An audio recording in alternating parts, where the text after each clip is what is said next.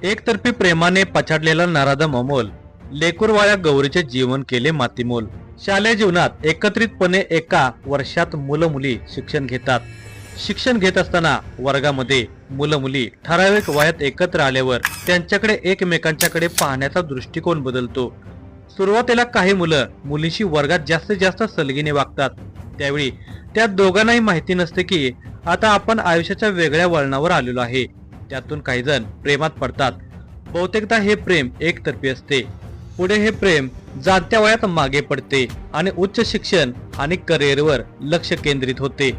पण काही नराधम इतके नीच प्रवृत्तीचे असतात की जिच्यावर प्रेम करतो तिच्या मनाचा अजिबात विचार न करता आपले प्रेम तिच्यावर लादण्याचा प्रयत्न करतात आणि त्यासाठी तिचा छळ करतात. काही इतके सैतान असतात की तिचा जीवही घ्यायला मागे पुढे पाहत नाहीत. या भीषण वास्तवावर बेतलेले डर, अग्निसाक्षी, अंजाम असे चित्रपटही विकृती अधोरेखित करणारे ठरले. वास्तवातही अशा काही दुर्दैवी घटना घडलेल्या आहेत. पुण्यात नुकतीच एक घटना घडली ज्यामध्ये एकतर्फी प्रेमातून तरुणीचा बळी गेला. तिचे लग्न झाले होते, तिला एक बाळही होते, शिवाय संसार होता, पती होता. तिच्या हसत्या खेळत्या आयुष्याची अखेर एका विकृत सैतानाने केली. अशा नराधमांना कठोरात कठोर शिक्षा करण्याची गरज आहे. गणेश धनाजी मोरे, वय वर्ष 24, हा मूळचा राहणारा मुक्काम पोस्ट पिंपळनेर, तालुका जिल्हा बीड येथील रहिवासी. तो सध्या फ्लॅट नंबर 9 लक्ष्मीकुंज सोसायटी कळस माळवाडी विश्रांतवाडी पुणे या ठिकाणी आपला मेहुणा अक्षय प्रदीप देवळेकर यांच्याकडे राहत होता. त्या ठिकाणी त्याच्यासोबत पत्नी गौरी, वय वर्ष 25 व मुलगा गौरांश, वय वर्ष 1.5 हे दोघेही राहत होते. लनेश हा ड्रायव्हरचे काम करत होता. तो मोनिश अरोरा, राहणार कोरेगाव पार्क पुणे यांच्या गाडीवर ड्रायव्हर म्हणून गेल्या 3 महिन्यापासून काम करत होता. लनेश मोरे आणि गौरी या दोघांची कामाच्या निमित्ताने ओळख झाली होती. दोघांच्या ओळखीचे रूपांतर प्रेमात झाले होते. त्यानंतर दोघांची दिनांक 2 मार्च 2023 या दिवशी घरच्यांच्या संमतीने कंकलेश्वर मंदिर बीड येथे लग्न केले. गौरी व लनेश हे एकमेकावर जीवापाड प्रेम करत होते. त्यामुळे लग्नानंतर गौरीने सर्व काही गोष्टी लनेशला सांगितल्या. त्यामध्ये तिने सर्वात महत्वाची एक गोष्ट त्याला सांगितली की माझ्या वर्गात शाळा शिकणारा मुलगा अमोल कांबळे हा माझ्यावर एकतर्फी प्रेम करत होता. तो माझ्यासोबत लग्न करण्यासाठी माझ्या मागे लागला होता, परंतु माझी त्याच्यासोबत लग्न करण्याची इच्छा नसल्याने मी त्यास तुझ्यासोबत लग्न करणार नाही असे सांगितले होते. त्या कारणावरून अमोल मला सतत त्रास देत होता. अमोल आपल्या पत्नीला त्रास देतो हे ऐकल्यावर लनेशला त्याचा राग आला. त्याने फोन करून अमोलला खड्या भाषेत सुनावले. तिकडे लनेशच्या फोनने अमोल अस्वस्थ झाला.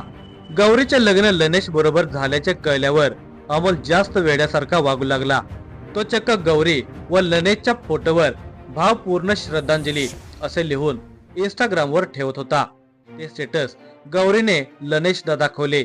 त्यावेळी लनेशने चिडून अमोलला फोन केला आणि विचारले की तो आमच्या बाबत असे स्टेटस का ठेवतो. तेव्हा त्याने मी तुला गौरीला तिच्या 2 भावांना जिवंत सोडणार नाही अशी धमकी दिली.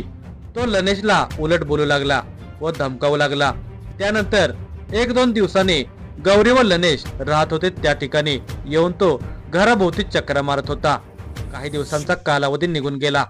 गौरीला दिवस गेले. ती गरोदर राहिल्यानंतर ती आपल्या भावाच्या घरी आली. तिला गोंडस मुलगा झाला. त्याचे नाव गौरांश असे ठेवण्यात आले. लनेश हा आपली पत्नी गौरी व मुलगा गौरांश यांची खूप काळजी घ्यायचा. तो सकाळी 9 वाजता कामावर जायचा. संध्याकाळी 7-8 वाजेपर्यंत घरी यायचा. त्यावेळी गौरी ही एकटीच आपल्या बाळासोबत घरी असायची. या परिसरातच तिचे बालपण गेल्याने तिच्या या परिसरात अनेक मैत्रिणी होत्या. ती कधी कधी मैत्रिणीकडे हे आपल्या बाळाला घेऊन जात असायची. अमोल हा रस्त्याने दिसला तरी ती भयभीत होत असायची. असेच दिवसामागून दिवस निघून चालले होते. गौरी व लनेशचा एकंदरीत सुखाचा प्रवास सुरू होता. पण त्याला अमोलचे गालबोट लागले होते. तो काही काळ कोकणामध्ये आपल्या आजीकडे राहत होता. पण पुण्यात आला की तो गौरीच्या घरासमोरून चक्र मारत असायचा. गौरीने त्याला एकट्याला पाहिले की ती जीव मुठीत धरून दिवस काढत होती. ती त्याच्या त्या वागण्याला कंटाळली होती.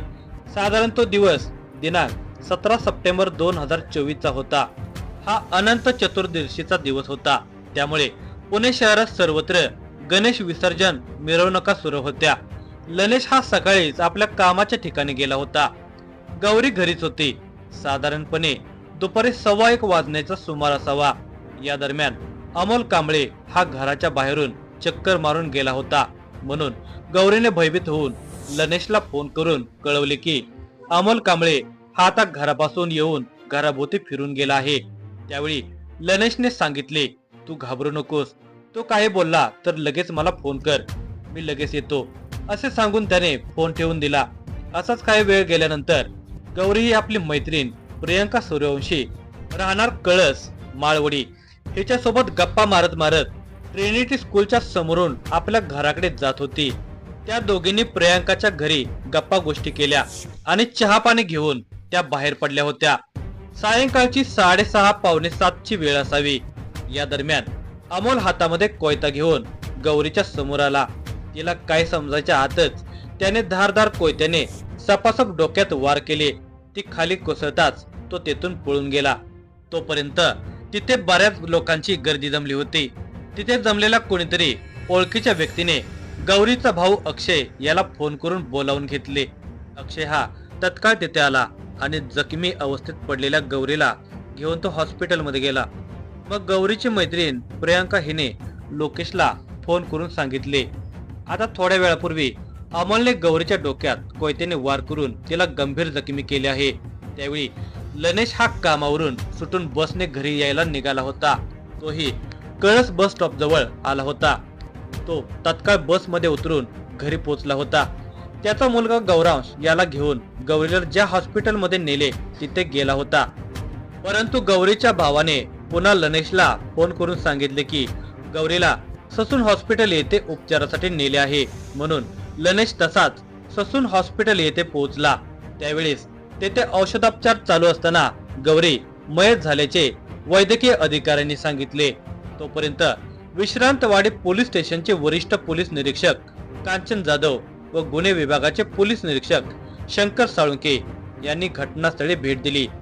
ससून येथे पंचनामा करून मृतदेह पोस्टमॉर्टमसाठी पाठवण्यात आला. गौरीचा पती लनेश धनाजी मोरे याची रितसर फिर्याद नोंदवून घेतली. त्याने फिर्यादीमध्येच अमोल दिलीप कांबळे याचा उल्लेख केल्याने अमोलच्या विरुद्ध विश्रांतवाडी पोलीस स्टेशन गुन्हा रजिस्टर नंबर 307/2024 असा नोंदवून भारतीय न्याय संहिता 103-91, 109-25-4, महाराष्ट्र पोलीस अधिनियम 135-37-1-0 असा नोंदवण्यात आला. डीसीपी हिम्मतराव जाधव, एसीपी प्रांजली सोनवणे यांनी भेट देऊन पुढील तपासाच्या दृष्टीने मार्गदर्शन केले. मग विश्रांतवाडी पोलिसांनी या परिसरातील सीसीटीव्ही फुटेज चेक केले. तसेच अमोलच्या मोबाईलचे तांत्रिक विश्लेषण केले.